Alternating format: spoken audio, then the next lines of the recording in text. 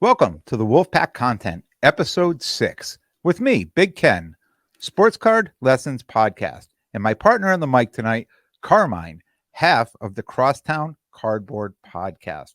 Carmine, how you doing tonight, kid? Pretty good, Ken. I'm excited to come on and talk about, both of us have a little bit of a niche collecting style, I'd say, maybe a little bit different with you, going for a lot of hockey stuff, me with the golf, but we also do some more common collecting and dealing too. So I'm excited to get into, some of those topics, and then hopefully people take, from our journey, something that they can then go into whatever card journey they're on. Yeah, it's funny. We're all on our own journey, but we can all learn from other people, right? Even if it doesn't have anything to do with us, we can still learn things from them. Yeah, 100%. So I wanted to start tonight because this is great that it's just you and I, right? Because there's sometimes, I had you and Craig on my podcast, right? And we had all these questions, and when you turn it off, you're like, oh, I really wanted to get into this and that, and you never did. So this is a good time for me to, just ask you a few questions that kind of been on my mind, right? So I know, you over the last, year, you started just setting up at shows, and you put out these unbelievable vlogs. Like, you can't deny, everybody has been talking about it. It's been all the rage. But the one thing I've noticed in that now, and I've been setting up for a couple of years now. And when I started out, I went out and I just bought a lot of things to put in my case, just a little bit of everything. So I just had this huge inventory. And I know you really haven't been setting up that much, but I watch your vlogs and I'm like, oh my God, he's got these unbelievable cards in his case, and they're like home runs. Every card in there is a home run.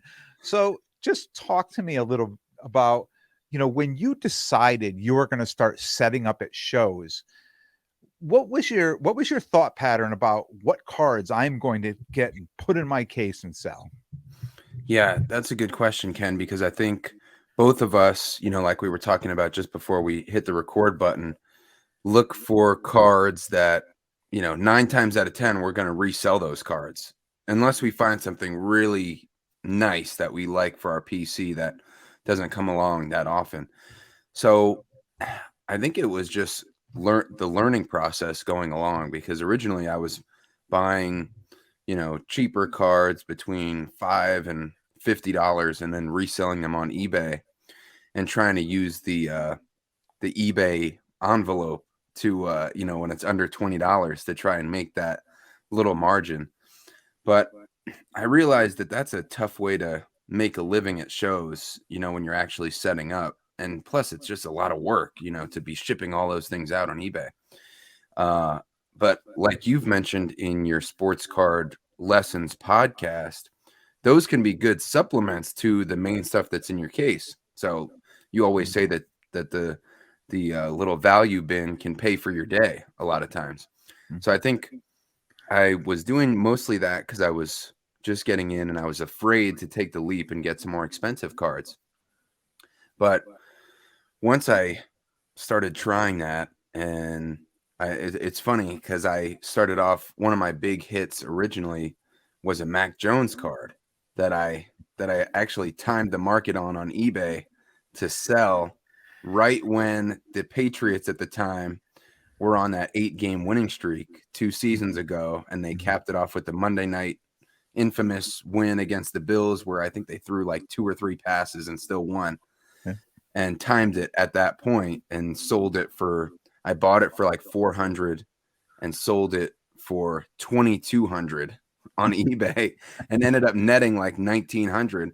So it was a $1,500 profit at the time. So I realized that prospects were exciting, but at the same time, I knew I caught lightning in a bottle in that situation. So I wanted to be safer, to get back to answering your question with, what am I going to have in my case? Stuff that's not going to be giving me that stress roller coaster of this guy's a prospect, and if it doesn't sell at this show, then I'm going to be really in trouble. And I didn't really like a lot of the newer guys. Like I like Larry Bird and Magic Johnson and Tiger Woods and Peyton Manning and Dennis Rodman, Allen Iverson, Shaq, guys like that. And also in an affordable price range where it's like $100 to $500 cards are mostly what I found through my setting up at shows that move more often. Yeah, and that's kind of a sweet spot at most shows, right? So you can move those, just kind of like I talk about my dollar boxes, right? That's great to pay for the table and pay for the gas and pay for, like you said, pay for the day.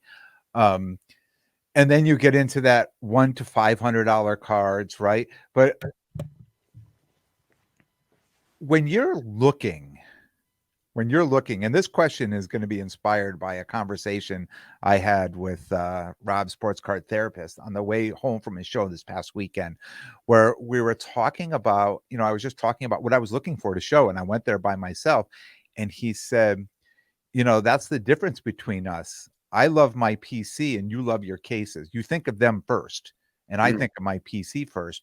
And I really got me thinking, I'm like, he's right. But I just feel like in order to be successful in setting up at shows, which I love to do, Yeah. right? I need to be always turning my inventory and having new things in there, because I think that's the toughest part. Like when I go to a show and I set up, and I see people that I've seen in the last month and 2 months and 3 months, and I go to their, hey, how you doing? And I look in their case and it's the same cards they had a month ago or 2 months ago.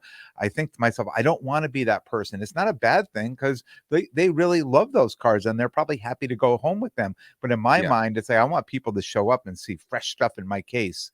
Like I want to be the fish market, right? I want to have the fresh fish every Wednesday, and everybody's coming over to see, hey, what's new this week, right? What's the catch of the week type of thing. So and I think you're a lot the same way. I think you and we think the same way when we're thinking about looking at cards and setting up at shows.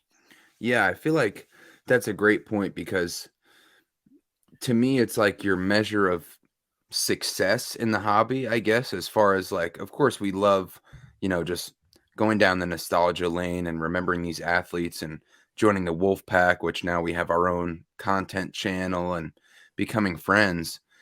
But as far as like the actual cards themselves, I feel like it's a matter of what do you feel is success for you? What does success look like?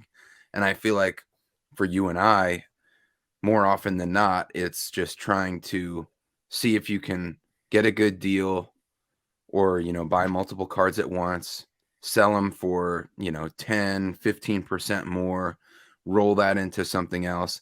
And then when a PC card comes along, then you can put that money, like your Ovechkin PMG, put that money into something where you say, okay, this is something I'm not gonna move unless it's a great offer. But to me, I feel like the mark of success is like, oh, I believed in myself, I put my money on the line, and I invested in this card, and I was able to turn it into $100 profit or whatever the case is.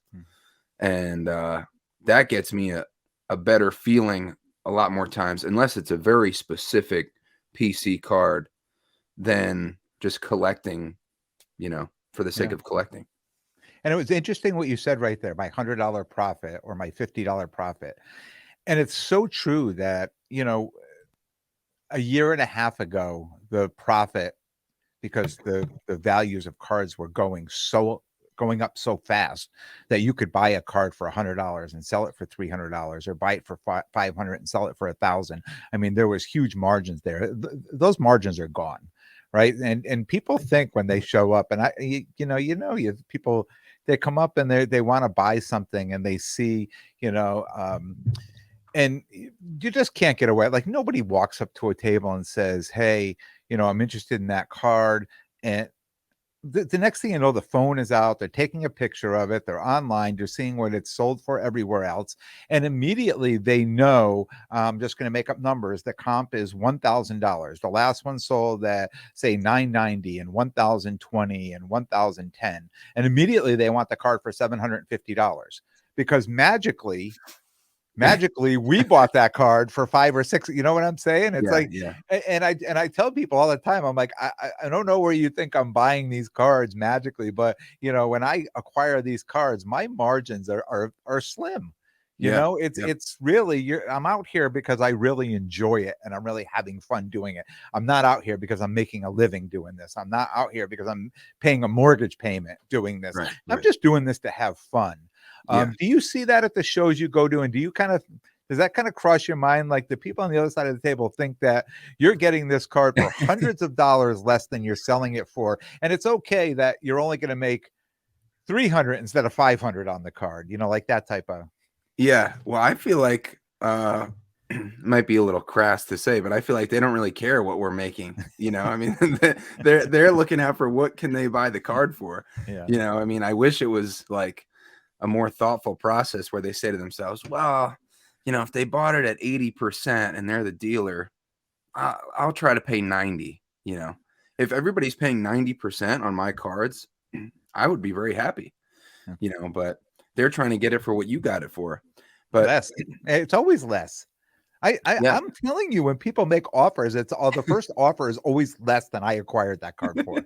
That's the first offer, is always less. And then my yeah, first words is, no, there's no way I could do that. I'd be yeah. giving the card away. I'd be losing money on that card. And I feel like, and I'd love to get your thought on this too, Ken. If it's like above a $500 card, then most likely somebody's going to be looking up the comps, because they're probably, if they're investing that much money into a sports card, it's probably not the first time they're doing it, and you can bet that they've done some research before putting $500 or more out there.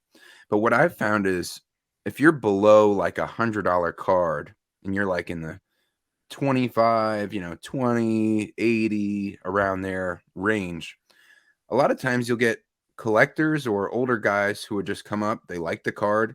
It seems like a reasonable price. They're not looking up any comps, and they will be much more likely, I feel like, to pay your asking price or close to your asking price without trying to buy it for a resale or something like that. I don't know if you found that in the less than $100 range. Yeah, I mean, I think it's a mix all over. I've had people in the dollar box looking up a comp on cards in a dollar Mm. box or in a $5 box, and they've showed me their phone saying, well, the last one sold on this for $3.40. Well, can you do $3 on the $5 card? Well, I mean, of Wow. course, I can, but it's just, and then there's other people that will show up, and you're right that, that 50 to maybe 125, $140, that Mhm. I think they know what they're looking for.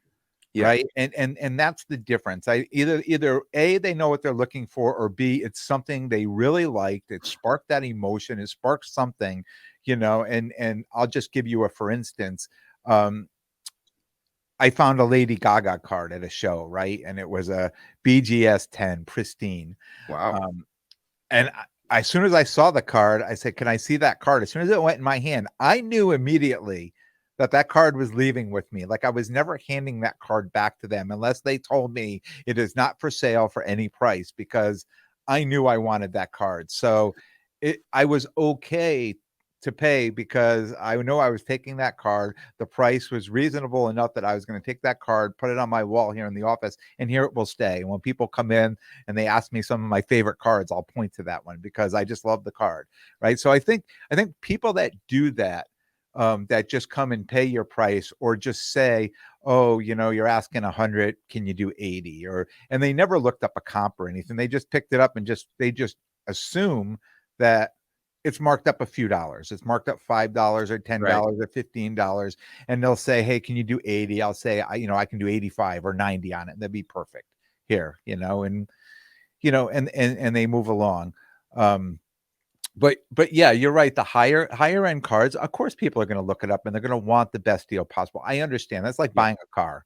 right? You're going to check all the dealerships. You're going to go around. But at the end of the day, and even if no matter what you're buying, whether it's a car or a couch or a refrigerator, at the end of the day, you're going to realize that all the different stores you call, right? They're all going to be pretty much the same price, right? There may be one store that has a sale that you can get it for a little bit less, but usually there's some other kind of something connected to it, right? So Yeah. it all goes out in the wash. So I've learned, and I call that strong hands. I learned, we generally have tables, where people first come into the show and they look at it and they ask my price and they'll say, "Oh, will you do this?" And I'm like, "No, I can't, and I'm not here to lose money."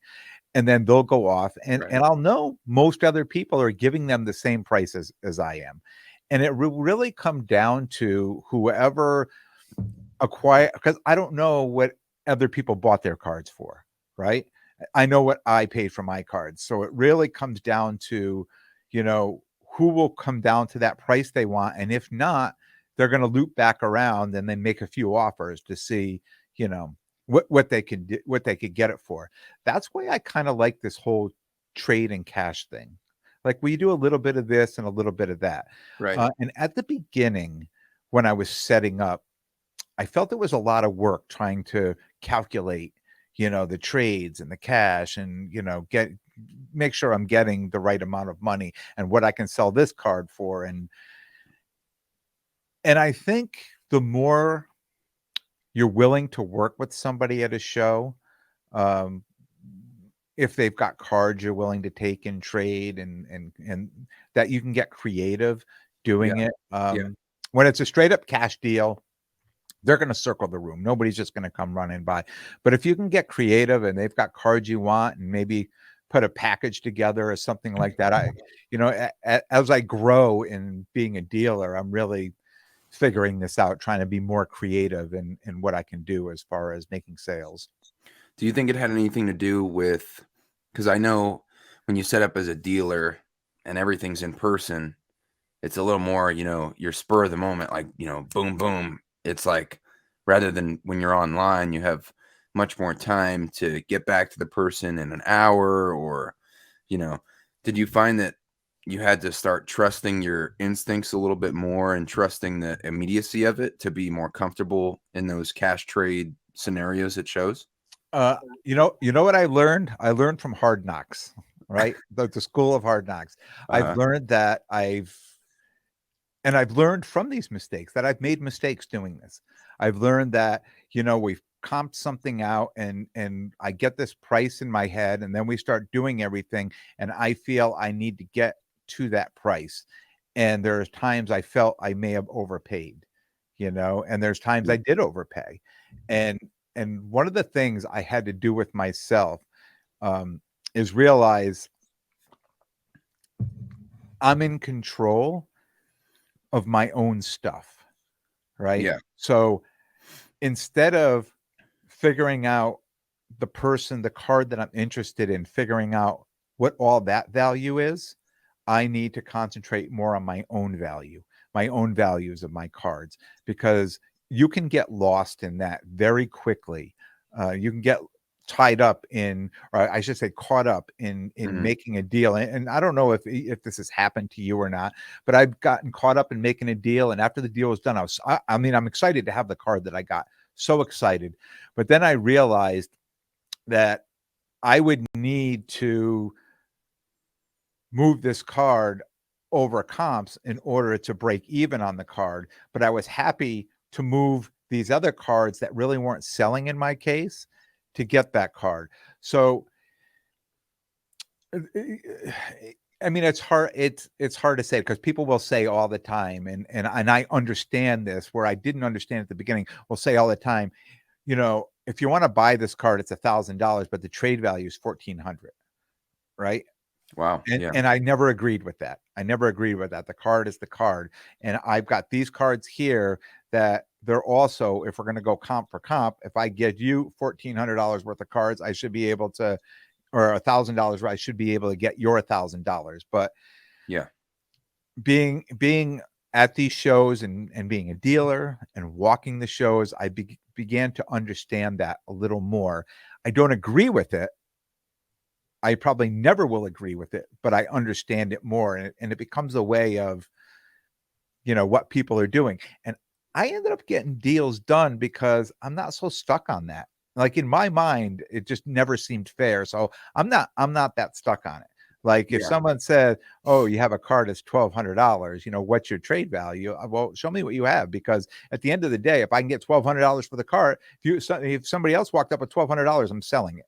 Right? If somebody Yeah. walked up with 1170, right, or 1160, I'm probably selling that car. So show me what you have, right? And then let's go from there. I probably get more deals done because I'm okay to deal that way, right? But circling all the way back to answer your question,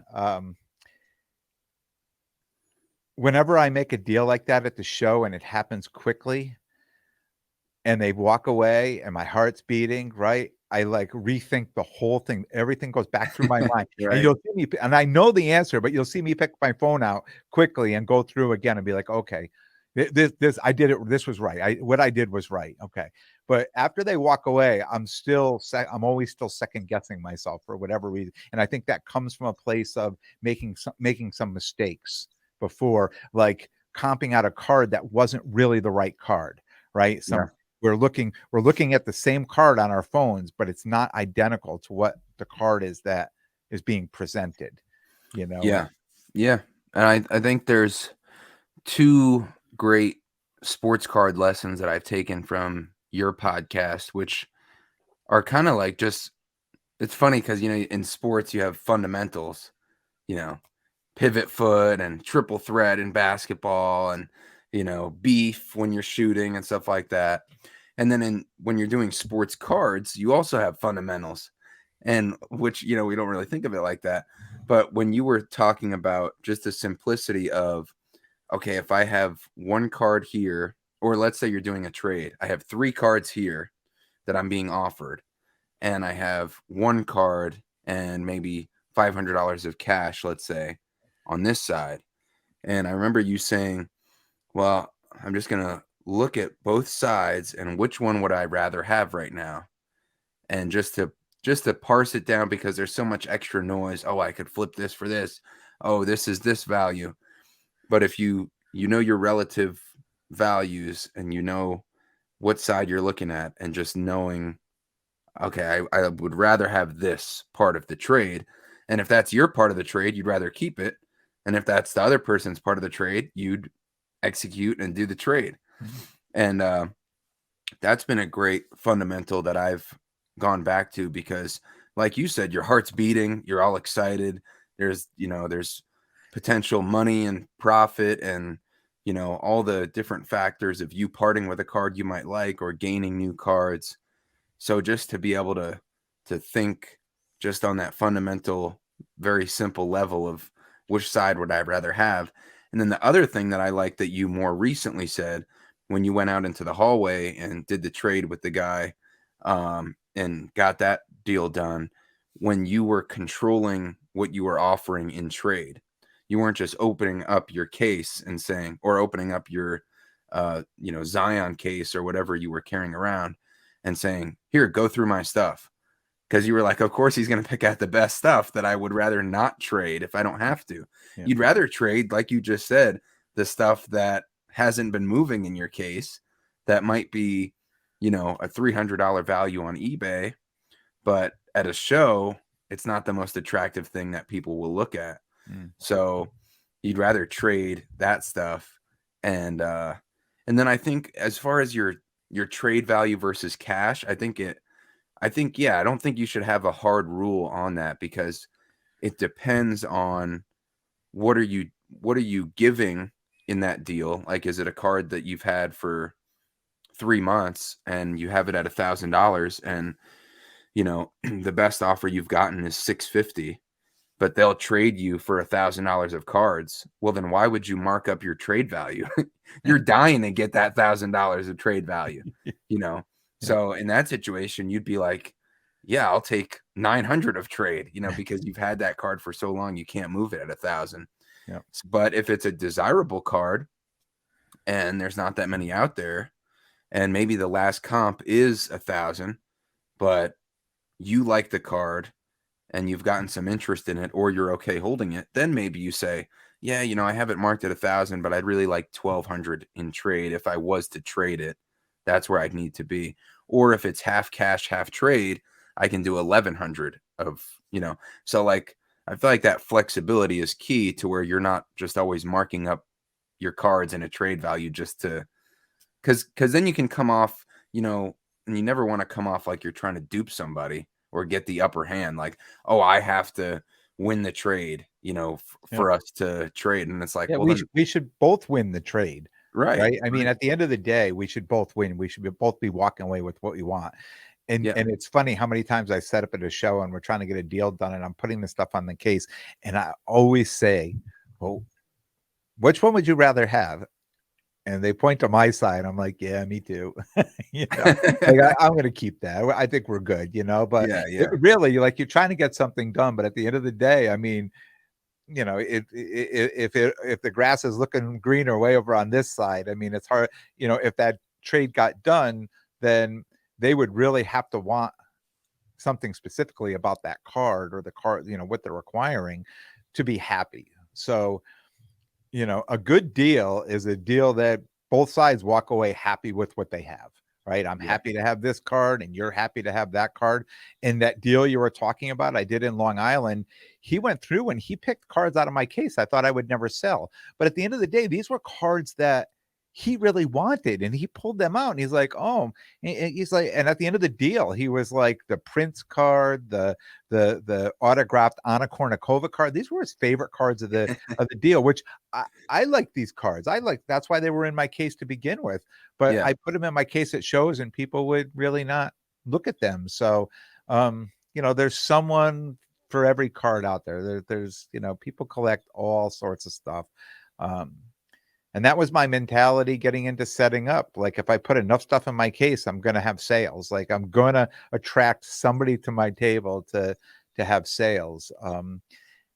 And I almost thought that I was hurting myself because I think I was burying good cards in the case that people just didn't see because there were so many cards in the case. Like they kind of came up and looked and they spotted like a number of cards, be like, oh, that's tennis or that's whatever. That's not for me, and just moved on and completely missed like what. So I had to start, you know, separating and not carrying as much to the shows. Yeah. Okay. I'm interested, Ken, because you're talking about your case setup and how many cards to have in the case and what's the correct amount of empty case space to draw somebody's eye. I'm fascinated by it because I've probably set up at maybe 15 shows now, including the Burbank card show recently, which shameless plug on the Crosstown Cardboard YouTube. You can watch our part 1 and part 2 vlogs, and the San Francisco card show, which was also pretty big, like 250 tables, and a Portland show, and then some local shows here in Southern Oregon. But I'm always curious about, because I'm trying to, almost like if you have a department store, and I think the cousins were talking about this recently, and how if your department store is set up to lead people into certain areas to To buy corral them. stuff, and yeah, and in the grocery stores they have whatever height their items are at, for the most desirable products is like eye level and stuff like that.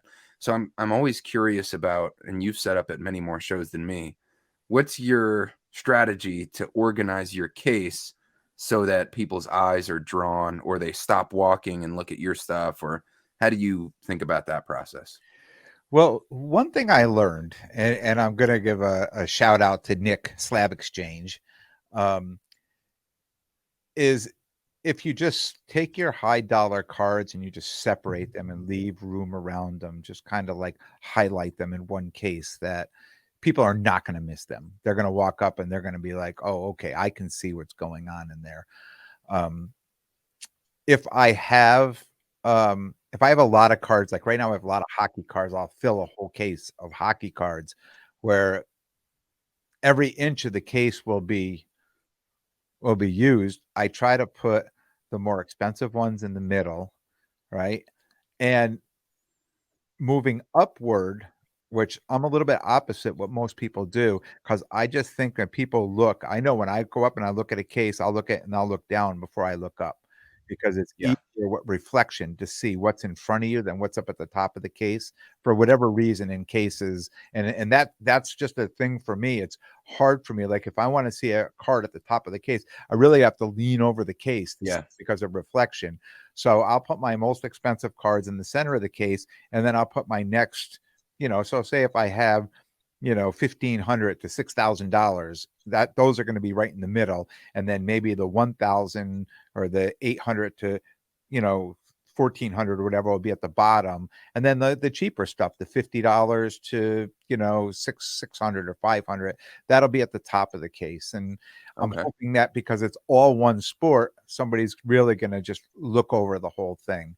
But I think right in the middle of the case, if you leave some space around it and you people will focus right on that first. So I'm going to put my most expensive cards in the middle of the case, and I'm going to give them what I call breathing room, right? I'm going to leave, 3-4 inches between each card to really make it stand out so they're not blending in. And I'll give you, for instance, I had just purchased my first Gretzky rookie card, right, at the last show. And I took that and I dropped it in my hockey case, and I dropped it in the lower level. It was just below, my higher end Ovechkins.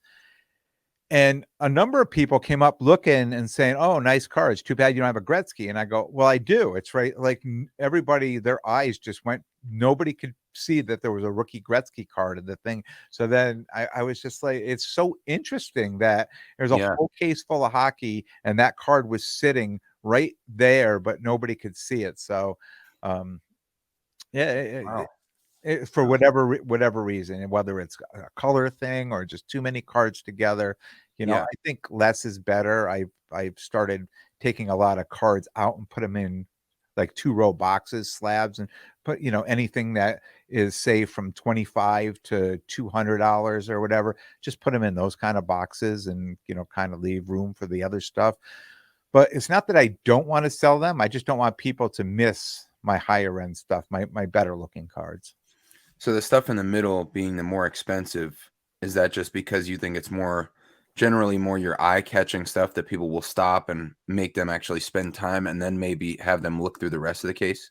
Yeah, I think the easiest part to see, and because all these cases have glass on top, right? There's a Yeah. covering, and with the lighting in there, there's a reflection. And I think the center of the case is the easiest to see straight in and Mhm. see. And if somebody looks in and sees, how many people, like I'm not gonna, it's the Burbank show, so I'm not gonna throw it, but how many people are gonna come in and say, "Oh, geez, that's a great $4,000 card. I want to buy that right away."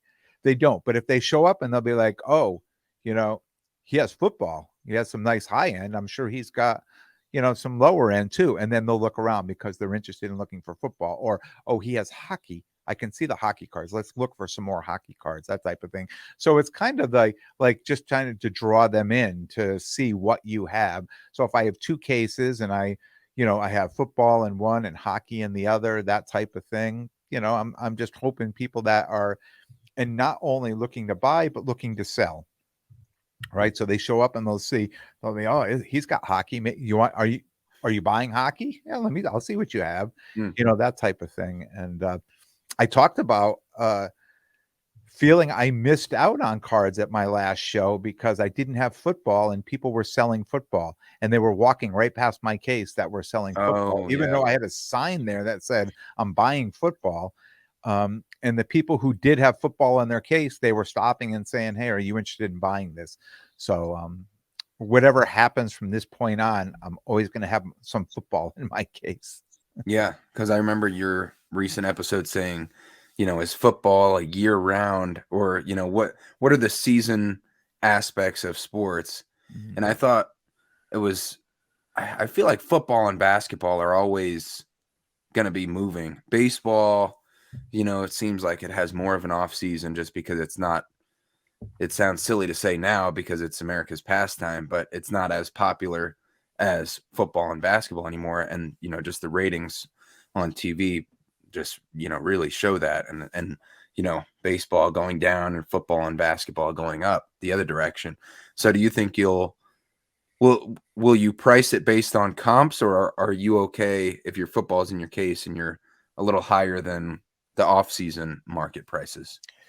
Well, some of the football I have in my case are timeless, right? Like a Brady Bowman Chrome, right? I mean, that card is the price. The price is going to stay. It may drop down. And at the last show, I had a BGS 9 in my case, and I walked around. There were 3 or 4 other people with the same card, and they were priced. I thought I was a little high. They were priced higher than I was, so I felt okay. I'm like, that's okay. I feel better about doing that because they feel kind of the same way I do.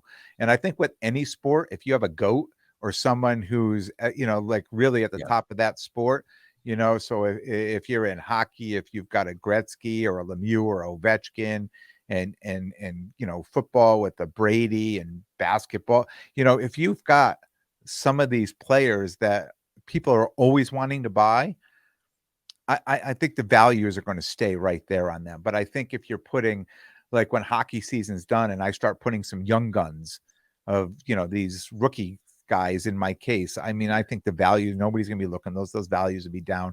I think that'll be just cards that I'll have to put away, and maybe till next September or October. But a Gretzky or a Lemieux or, Ovechkin, something like that, where there's a lot of money in these cards, I think they're good, or they'll be good all year round. Okay. Yeah.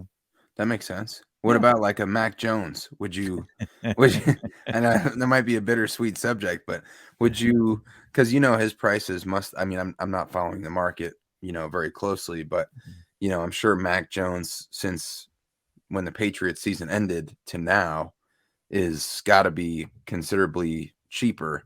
Would you be They're open they're to selling at they're the not price that it's at? not it they're it's still selling, believe it or not, right? I Okay. didn't mean to cut off your question. It's still selling because I'm always looking, and I have a Yeah. number of Mac Jones, and I, believe it or not, and you're gonna laugh, right? But I would, at the right price, I would still buy some Mac Jones and put Yeah. it and No, I don't think that's silly. He's super far down right now as far as people's, yeah. he's not the exciting young quarterback that he was when I made that sale and the Patriots were on that 8-game winning streak in his rookie year. So who's to say that Mac Jones isn't a good buy right now? Yeah. I mean, we know if you're in this market, come national, Trevor Lawrence is going to be all the rage. I know. And I don't know what the news is going to be coming out of camps of, there's going to be probably another 1 or 2 quarterbacks that are going to get the starting position, and people are going to maybe like a Kyle Trask or something like that. Yeah. People are going to get all hyped up on. But a guy like Mac Jones now, in order for him to go up, he needs to prove himself, right? He needs to. So his values, if he goes out and plays well next year, his values will come up during the season. So there's, where the value is going to be, like on quarterbacks come national, they're going to be in like a top 4 or 5 quarterbacks. That's it. Last year it was Tua was all the rage, right? Everybody, with Tyreek Hill going to Miami, Right. everybody felt, oh, this is going to be, and they were right for the most part. I mean, that pair worked out very well in Miami. Yeah. And that's kind of, like right now, it's like, where's all the news going to be? Like, who should you be buying, or do you play it safe? Do you buy Mahomes? Do you buy, and Trevor Lawrence, if you can get him to move him, or, like a Josh Allen, Yeah. something Burrow. like that. Yeah, Joe Burrow. But I wonder, you could go. I feel like you have a few different routes, and I like talking about this because you're, also a football guy and you set up at a lot of these shows. You have the safer route, with the Mahomes, although Josh Allen, I guess people are probably a little bit down on him based on the playoff performance. Burrow are kind of, and maybe Herbert in the mix, although, I think he, he's a sneaky play. Yeah. yeah, because I feel like Herbert, people are still confident in his ability. And he just had that unfortunate, I mean, with the Jags coming back on him 28-0.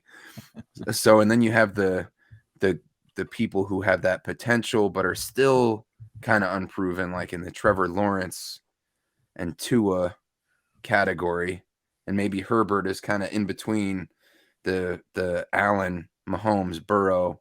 He's like kind of in a weird, purgatory between, a top tier guy, but also still unproven with the Lawrence and the Tua. But then you could go for somewhat of the castaway guys where you have like the Mac Jones and, my goodness, Kyler Murray, people who have been on Who? right. I mean, you don't even remember the guy. Yeah. So it's like it's such a fickle thing with the quarterbacks in the NFL where, I mean, because 6 weeks before the end of the season, before Trevor Lawrence and the Jaguars went on that win streak, and then the playoff, comeback against the Chargers from 28-0, and then pushing the Chiefs, your Chiefs, to the brink of almost eliminating them, Yeah. at the very end if they didn't, fumble toward the end there.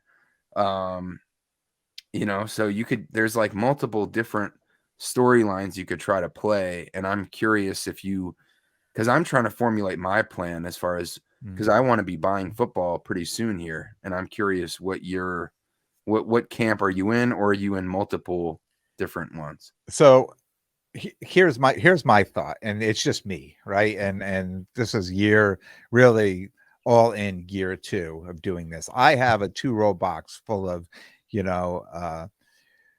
Fields and Lawrence and Mac Jones and all graded cards. So I've got all them. So now I think moving forward towards national, because if you haven't heard it, you're going to hear it from me now. Whatever football you get, move by national. You need to move football before they kick the season, before the first kickoff of the season, because then after that, the prices start to drop down.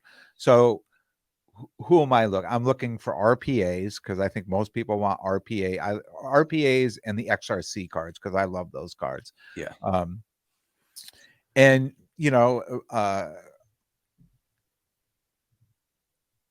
Herbert, I think, is going to be a good play. Burrow is going to be, I think people are going to be buying at national. I still think Josh Allen, people are going to be buying there. Of course, Mahomes, they're going to be buying, but the prices right now are, I talked all year about trying to buy an XRC PSA 10, and the prices were up around 3,500, and they came down to about 2,300, and I was getting ready to pull the trigger, and I never did. And now people have them up for sale for like $6,500. Right? Oh, wow. So, those prices will come back down to earth a little bit on that. If I could find the right price, a Tua, I may jump in that. I've already purchased a couple of Jalen Hurts stuff, because of course he played very well in the Super Bowl. Yeah, but I'm not. They're right there. Yep. But I'm not going that much deep. I'm really not. I'm concentrating myself, and I talked about on my part 1, the road to national. I'm concentrating on like 20-25 cards that I can put in a case, that I'm not buying 100 cards because I think they're going to sell there like I did last year, right? I'm going to buy the cards I know that are going to sell, and then put them in my case, and then go to work when I get there, seeing what I can buy, and move back and forth. But, after that, whatever I have left, I take to the shows. But for the most part, in that dollar value, if you're not trading out of them, I own them now. And there's some cards that I purchased, last year that are RPAs, that I own these cards, and they're going into my box to go to national. But I'm not going overboard. I'm not doing any prospecting if I don't have to. Fields, because we're going to be in Chicago, right? That's a for good the point. national. So there's going to be a lot of local people there. So he would be the one, if I was going to do any prospecting at all, I would get a couple of his RPAs and hope that the locals will come by excited to buy that. And he's so cheap too. I mean, you also, with the prospecting, you have to, I feel like you should be open to that too, which I feel like is one of the takeaways, hopefully, from this episode, is that there's not like a hard and fast rule to everything, like what we were talking about with the trade value versus cash, or prospecting versus goats or proven players. Like if the correct offer or opportunity comes about and it makes sense and it matches up with your risk tolerance, like with the Justin Fields, I don't really have any attachment to Justin Fields, but I feel like, for example, at National, like you said, being in Chicago area and him being cheap, him, showing flashes of being potentially really good. And now second year with, or now another year, but second year with Claypool and some of his other weapons that they're starting to hopefully mesh again.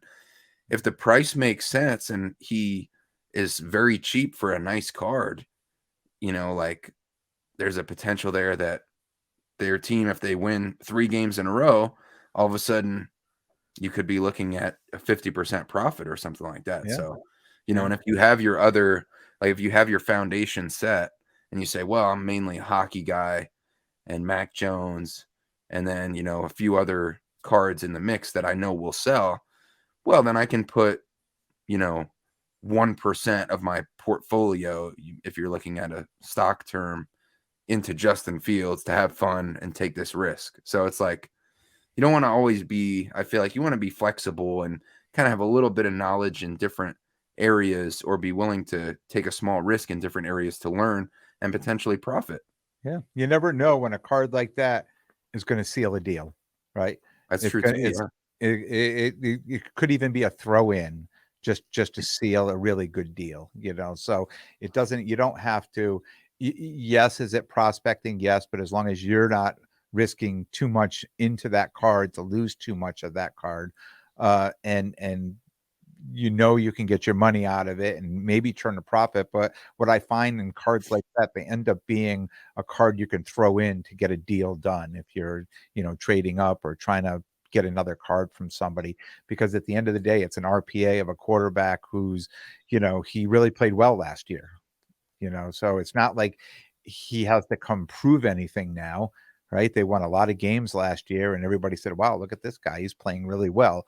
So he's done enough that his cards could be of value, but then, if you get like a Zach Wilson or something like that, you're like, you don't even know what this guy's doing.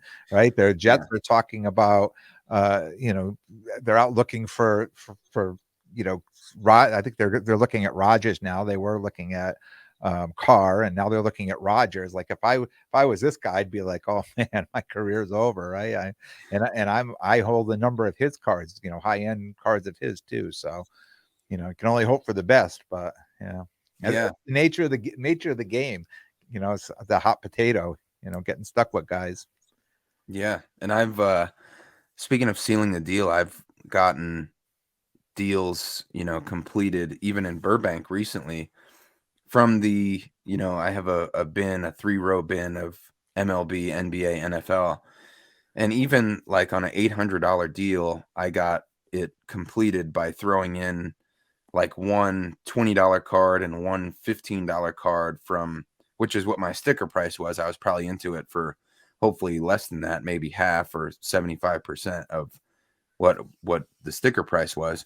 But that ended up, because the couple guys who thought that was cool, those 2 cards that they picked out, ended up sealing a deal on an $800 card, so that was just another avenue where if you just sweeten the deal a little bit, you add one Splenda packet and all of a sudden your coffee is revolutionized. So And when you think about it, really, at the end of the day, like if you're trying to get a trade done, and you just mentioned that you have a sticker price on a card, right? And when you're that close, and then all of a sudden, like you pick up a 30 or 40 or $50 card that you may be into that card for 20 or $30, like that type of thing, and yeah, just say, what about if we throw that one in too?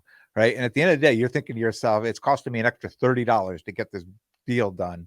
Like right. all day long, I'll let that happen. Right. Especially when you're Yeah, pulling it out of your discount box, that you're just hoping somebody will buy those cards. Right. So, yeah. And it's partially the value, but also, you're extending an olive branch at the same time. You're saying, well, you're almost being a nice guy in the situation where you're like, okay, well, let me just add this on top and and you're offering halfway to you're making that move to be the nice person or to make them feel better about it. And yeah, sometimes that definitely can work out. Yeah. Yeah.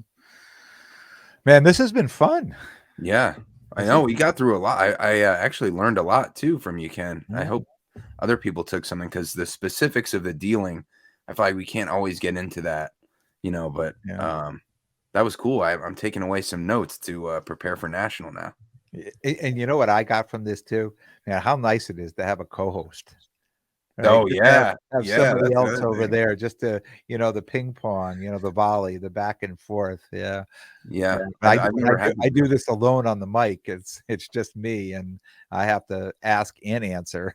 Right, and I have a lot of respect, for what Mhm. you're doing. Just and Rob, the same thing, Mm. just to be able to do it on your own and come up with the topics that, 'cause that's another big thing, just coming up with the topics to then Yeah. nobody else is helping you. Yeah. Yeah. And recently, like I've been starting to think outside the box a little, and with my topics and just see what happens, see where they go. And, hopefully people are having fun and listening and yeah. Yeah, I like the 4 Ps, the recent one. That Mm. was creative. I was like, "Oh, I wonder what these are." And then, you explain each one. That was good. Yeah. Thanks. Appreciate it. Appreciate it. All right, Carmine. This has been great. Thanks for joining me this week. This is Yeah, my two in a row. I did last week's too, so yeah. people are getting back-to-back weeks of me. Popular demand. They're Yeah, getting a double dose of sports card yeah, lessons. yeah. We're gonna finish with the peace. Oh, yeah. All right, Ken. Peace. Peace. Take care, Carmine. All right, see ya.